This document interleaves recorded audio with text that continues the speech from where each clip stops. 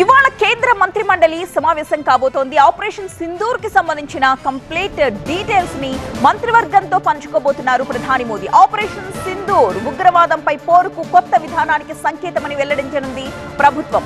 ఉగ్రవాదానికి వ్యతిరేకంగా ప్రపంచ దేశాల మద్దతు కూడగట్టడానికి ఇప్పటికే వివిధ దేశాలకు అఖిలపక్ష బృందాలను సైతం పంపించారు ప్రధాని మోదీ. భవిష్యత్తులో ఏ ఉగ్ర ఘటన జరిగినా పరిణామాలు ఆపరేషన్ సింధూర్ కి మించి ఉంటాయన్న సంకేతాలు ఇచ్చారు.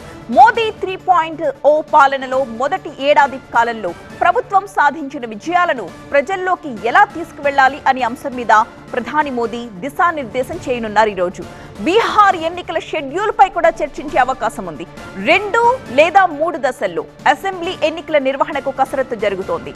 దీపావళి కంటే ముందే ఎన్నికలు నిర్వహించడానికి ఈసీ కసరత్తు చేస్తోంది.